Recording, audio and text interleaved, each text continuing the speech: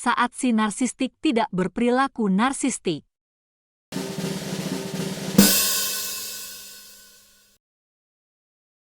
Si narsistik, terutama si narsistik terselubung, sangat pandai bersembunyi.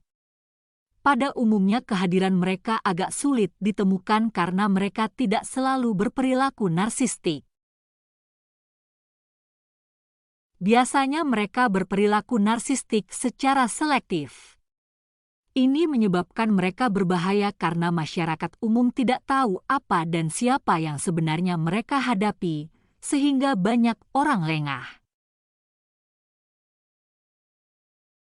Adalah umum bagi si narsistik untuk memasukkan dirinya ke dalam kehidupan seseorang sebelum mengungkapkan perilaku narsistiknya, sehingga mereka akan semakin sulit untuk disingkirkan. Bahaya lainnya adalah si narsistik mungkin bertindak narsistik di sekitar orang tertentu saja, namun tetap memperlakukan orang lainnya dengan baik. Yang menyebabkan mereka yang diperlakukan dengan baik menjadi tidak percaya pada korban yang diperlakukan tidak baik. Bahkan mereka yang diperlakukan baik berani menjamin karakter baik si narsistik. Mengedukasi diri Anda kapan saat si narsistik tidak berperilaku narsistik membantu Anda untuk tetap waspada ketika berhadapan dengan orang-orang yang baru Anda temui. Selain itu, ini membantu Anda memahami korban pelecehan narsistik, karena Anda mengerti bahwa beberapa orang bisa bersikap baik kepada Anda, sementara mereka pada saat yang sama menganiaya orang lain. Inilah saat di mana si narsistik biasanya tidak berperilaku narsistik. 1.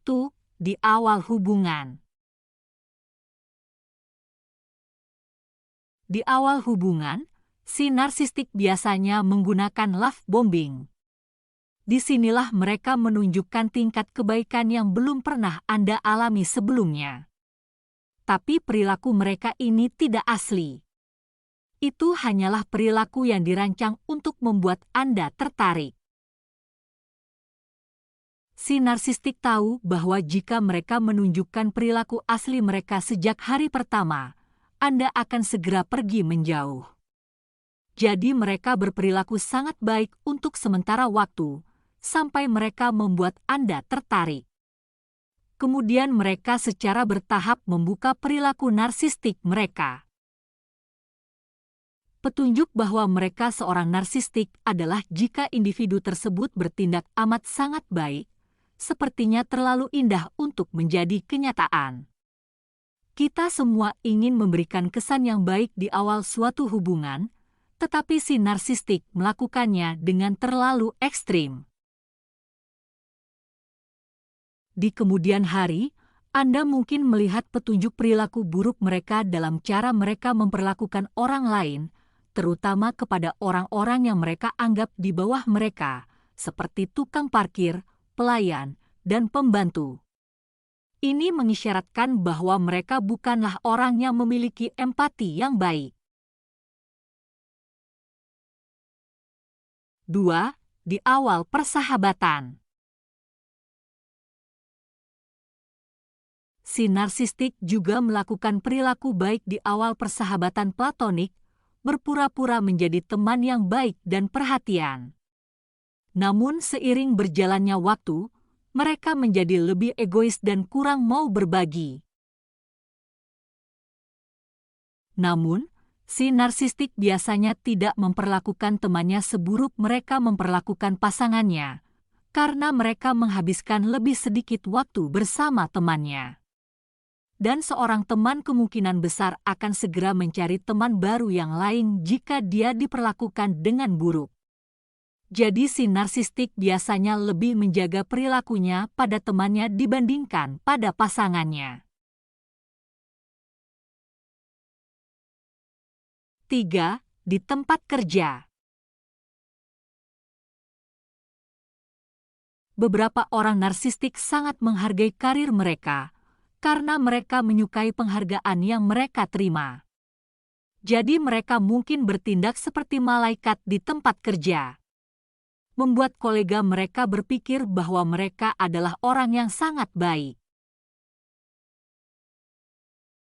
Si narsistik bersikap baik kepada semua orang yang berada di atasnya dalam jenjang jabatan perusahaan, sambil memperlakukan orang-orang di bawah mereka dengan hina. Dan hal ini seringkali memungkinkan mereka lolos dari saksi penindasan mereka di tempat kerja, karena atasan mereka tidak percaya orang sebaik itu akan menyerang orang lain. Jadi jika Anda seorang bos di tempat kerja, ingatlah bahwa Anda tidak selalu melihat versi orang yang sama dengan yang dilihat orang lain. Jadi jika Anda menerima keluhan tentang seseorang, tanggapi dengan serius, meskipun orang yang menjadi sumber keluhan terlihat baik-baik saja ketika bersama Anda. 4. Di media sosial. Sangat mudah untuk berpura-pura bahwa Anda baik dan berempati di media sosial. Dan banyak orang narsistik memanfaatkan media ini untuk mendapatkan perhatian dan pujian. Mereka seringkali memberi isyarat kebajikan dengan postingan tentang amal, membantu mereka yang kurang beruntung, dan hal-hal empati lainnya. Kebanyakan orang tertipu oleh postingan altruistik para narsistik dan berasumsi bahwa si narsistik tentunya individu yang peduli dan penuh kasih sayang. Mereka tidak sadar bahwa si narsistik hanya mencari panggung untuk terlihat sebagai orang baik. 5. Di lembaga keagamaan. Beberapa orang narsistik menggunakan agama sebagai kedok. Mereka menjadi anggota terkemuka di lembaga keagamaan setempat, menampilkan kepribadian yang sempurna. Mereka dianggap sebagai pilar komunitas lokal yang saleh dan disegani. Dan inilah tujuan mereka. Ketika seseorang dianggap religius dan saleh, maka orang sekitarnya akan berasumsi bahwa mereka seharusnya dapat dipercaya dalam segala hal. Tapi Anda harus ingat bahwa menjadi religius, membantu badan amal, bekerja di kepolisian, dan lain-lain, tidak serta-merta membuat seseorang menjadi sempurna. Beberapa orang justru menggunakan hal-hal ini untuk menutupi sifat jahat mereka. 6. Dalam situasi berbahaya. Jika si narsistik berada dalam lingkungan yang berbahaya, narsismenya mungkin akan hilang untuk sementara. Misalnya, jika si narsistik dipenjara bersama penjahat berbahaya, mereka cukup pintar untuk mengetahui agar tidak memperlakukan orang tersebut dengan buruk. Karena mereka kemungkinan besar akan menghadapi dampaknya secara langsung. Demikian pula, jika si narsistik bertemu dengan individu yang lebih kuat secara mental atau fisik, atau dengan kedudukan yang lebih kuat, maka si narsistik akan memperlakukan individu itu dengan baik. 7. Saat mereka menginginkan Anda kembali. Si narsistik benci menjadi lajang. Jadi, bertahun-tahun setelah hubungan dengan Anda berakhir, mereka mungkin akan menelepon Anda secara tiba-tiba jika hubungan mereka dengan suplai saat ini mulai memburuk. Si narsistik tahu bahwa mereka harus memperlakukan Anda dengan baik agar memiliki peluang untuk memenangkan Anda kembali. Terutama jika mereka memperlakukan Anda dengan buruk ketika masih menjalin hubungan dengan Anda. Jadi mereka akan berusaha sekuat tenaga menjadi pribadi yang baik, sambil terus-menerus memberitahu Anda bahwa mereka telah berubah. Sayangnya hal ini adalah merupakan tipuan, karena si narsistik sangat jarang berubah secara permanen. Ya, mereka dapat berubah sementara ketika mereka menginginkan sesuatu, Namun perubahan ini jarang bertahan lama. 8. Ketika mereka menginginkan sesuatu. Si narsistik biasanya memperlakukan dengan baik orang yang memiliki sesuatu yang diinginkannya. Dan hal yang mereka inginkan berbeda-beda, tergantung keinginan si narsistik.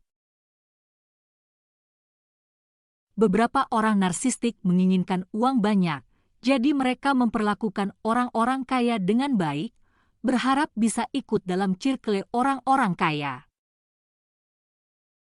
Jika si narsistik menghargai status tinggi, mereka memperlakukan orang-orang yang berstatus tinggi dengan baik. Jadi si narsistik bisa bergaul dengan mereka dan dianggap berstatus tinggi juga berdasarkan pergaulan. Namun si narsistik sebenarnya tidak peduli dengan orang-orang ini. Mereka hanya peduli dengan apa yang orang-orang ini tawarkan. Jadi jika orang-orang ini kehilangan apa yang diinginkan si narsistik dari mereka, maka mereka juga akan mengalami perilaku buruk si narsistik juga. Untuk direnungkan.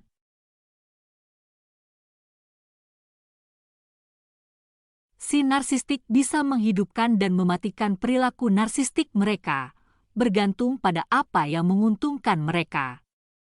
Jadi orang yang berbeda-beda memandang si narsistik secara berbeda juga, bergantung pada kekuatan orang tersebut, jenis hubungannya, dan apakah mereka memiliki sesuatu yang diinginkan oleh si narsistik. Ingat, hanya karena seseorang memperlakukan Anda dengan baik, bukan berarti dia bukan seorang narsistik. Dan juga, jika mereka memperlakukan Anda dengan baik, bisa saja mereka memperlakukan orang lain dengan buruk. Jadi berhati-hatilah untuk tidak mengabaikan pelecehan narsistik. Tanggapi dengan serius jika seseorang mengeluhkan perilaku orang lain, karena mereka mungkin mengatakan yang sebenarnya, meskipun orang yang dikeluhkan tampak seperti malaikat bagi Anda.